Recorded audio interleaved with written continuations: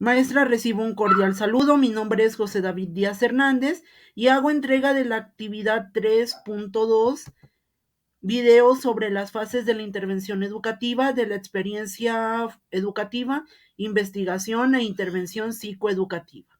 En esta ocasión se tiene que realizar un video sobre dichas fases. Comencemos. En este trabajo se hablará sobre dos temas. El primero son los instrumentos de evaluación y el segundo será los servicios psicoeducativos. Primero se empezará con el tema de los instrumentos de evaluación. Los instrumentos de evaluación se agruparán de acuerdo a determinadas características y se van a enunciar pues las mismas, así como también se darán algunas recomendaciones para su uso. Como primer instrumento de evaluación encontramos a la entrevista. La entrevista es una técnica que permite obtener información acerca de los antecedentes y situaciones actuales de las personas examinadas. La información puede ser tan amplia como la habilidad del entrevistador para captarla. La mayoría de las veces se hace uso de una guía o de un cuestionario con la finalidad de darle cierto orden.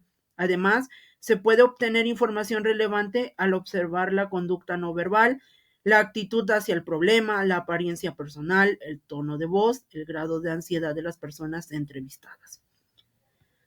A través de la entrevista, el psicólogo tiene acceso a la naturaleza y antecedentes del problema, a la visión que sobre este tienen las personas involucradas y a los medios que se han usado para resolverlo. Si bien el objetivo primordial de toda entrevista es obtener información, esta será diferente dependiendo de las personas a quienes se entreviste.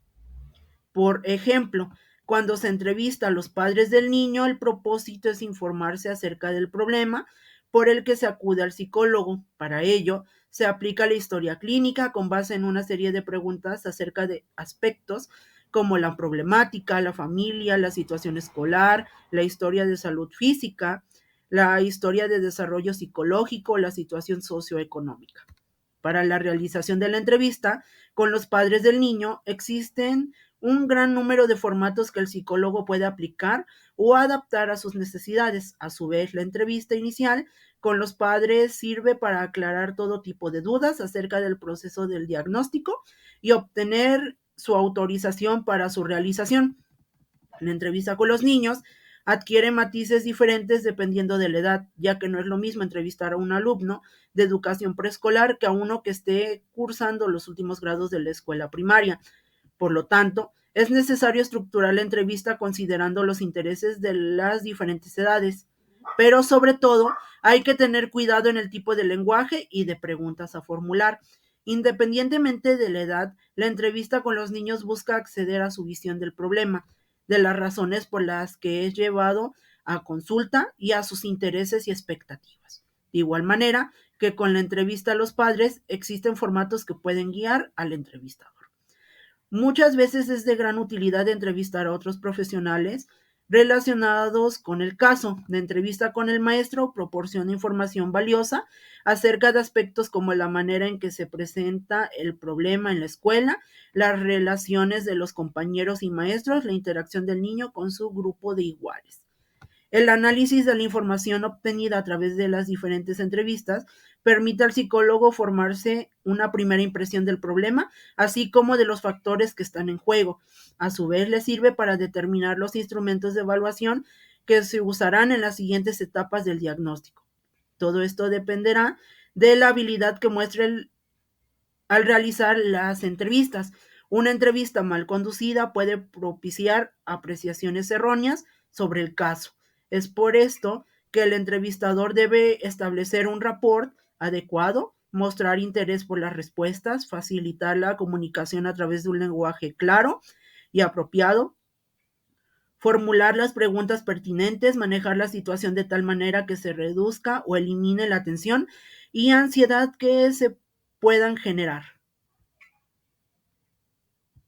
Como segundo instrumento de evaluación encontramos a los registros observacionales.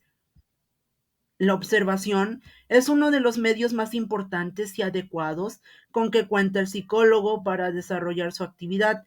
en el campo de la evaluación psicológica constituye una herramienta útil e indispensable a lo largo del proceso de la evaluación. La evaluación conductual utiliza en cada uno de sus pasos la observación como medio para obtener información pertinente y necesaria, posibilitando el terreno adecuado para la intervención objetiva y confiable.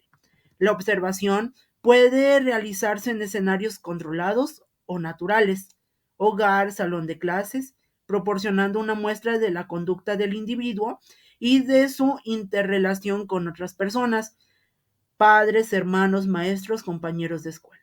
Una ventaja del manejo de estas técnicas es que permiten una observación directa de la conducta realizada en condiciones naturales en las que ocurre, lo que permitirá obtener datos objetivos, así como determinar las relaciones funcionales entre la conducta y el medio ambiente. Los datos arrojados por los registros observacionales nos permiten medir los cambios que se producen en una conducta en un determinado tiempo. Como tercer instrumento de evaluación encontramos los inventarios de conducta.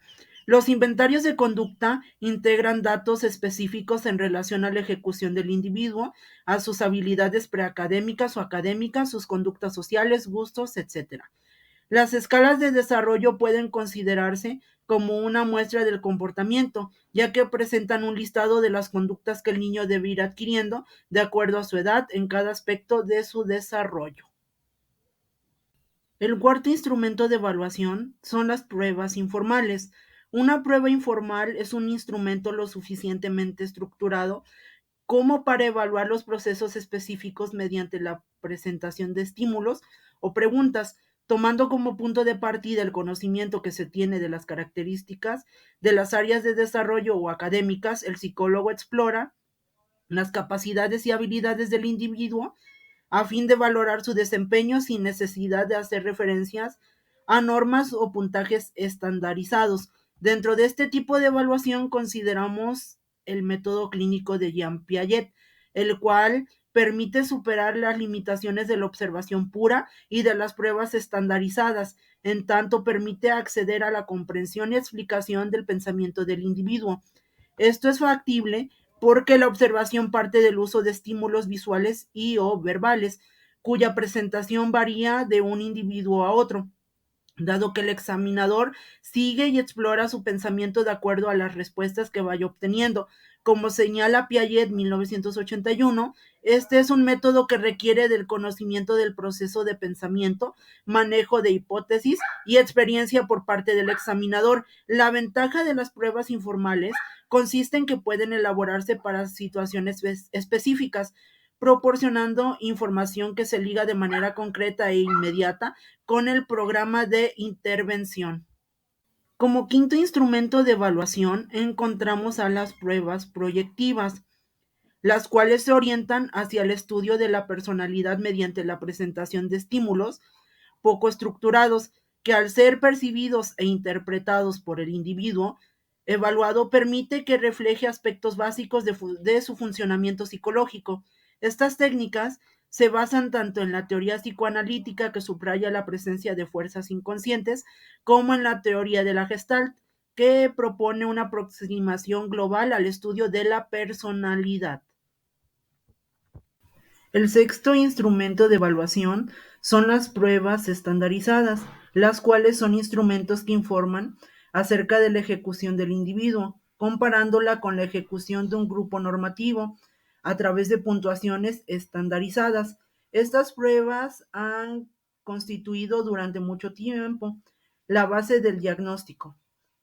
Antes de iniciar la evaluación, es necesario seleccionar las pruebas acordes al objetivo planteado, tomando en cuenta los siguientes aspectos: el área o áreas a evaluar, el marco teórico de la prueba, la validez y confiabilidad del instrumento, el tipo de población con que se estandarizó y el tiempo disponible para la evaluación. Se debe estar totalmente familiarizado con las instrucciones de aplicación. Hay instrumentos que en su protocolo incluyen datos importantes de aplicación, como son el reactivo en que se debe iniciar, el tiempo que se puede otorgar, el momento en que se suspende la prueba, por lo que son auxiliar, importante que hay que saber usar. Como segunda temática que se está analizando son los servicios psicoeducativos. Para este tipo de servicios es indispensable desarrollar un plan o programa que oriente las acciones del psicólogo. Este debe basarse en la información obtenida a través del diagnóstico y estar respaldado por una aproximación teórica que lo fundamente. El diagnóstico informa acerca de los aspectos en los que es necesaria la intervención y la aproximación teórica proporciona los conocimientos teórico-prácticos que lo guiarán. Tradicionalmente, se reconocen 4 momentos por los que pasa el proceso de intervención. El primero es la evaluación inicial, el segundo es el diseño, el tercero la aplicación y por último la evaluación del programa de intervención. En un principio se lleva a cabo, como anteriormente se decía, la evaluación del problema reportado. Con base a esta se elabora un programa de intervención con sus correspondientes componentes. Posteriormente, este se pone en marcha y finalmente se evalúan sus resultados. El número y características de los elementos del programa de intervención dependerá de la perspectiva teórica con que se realiza el programa. No obstante, cualquiera debe contener al menos lo siguiente: objetivos, actividades, materiales y mecanismos de evaluación. Un objetivo es la enunciación de la conducta o conductas o habilidades que se pretenden que el niño desempeñe como consecuencia de la intervención. Los objetivos deben corresponder a la información contenida en el diagnóstico. No es útil plantear objetivos que el niño ya logró o que están fuera de su alcance en relación a sus posibilidades. A su vez, el psicólogo debe estar consciente del tiempo disponible para la intervención, ya que de lo contrario pueden plantearse objetivos demasiado ambiciosos que rebasen los límites temporales de la intervención. Al redactar los objetivos, debe cuidarse que sean coherentes con la aproximación teórica que respalda al programa.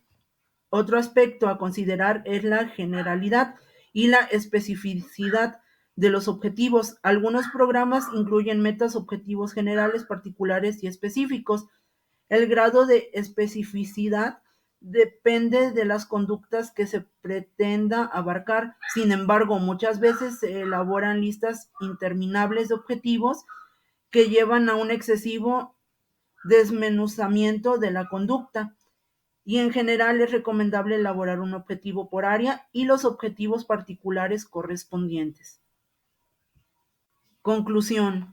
Se puede describir que cada uno de los instrumentos de evaluación se encaminan a lograr ciertas características, siempre con base en los objetivos y necesidades que encuentran en su contexto. Aquí un punto importante de partida es el saber cómo plantear de manera lógica los objetivos para ciertas problemáticas, ya que si no se tiene un plan en específico, no se podrá lograr la meta que sería solventar nuestra problemática de una manera oportuna para apoyar a los estudiantes en sus procesos de aprendizaje.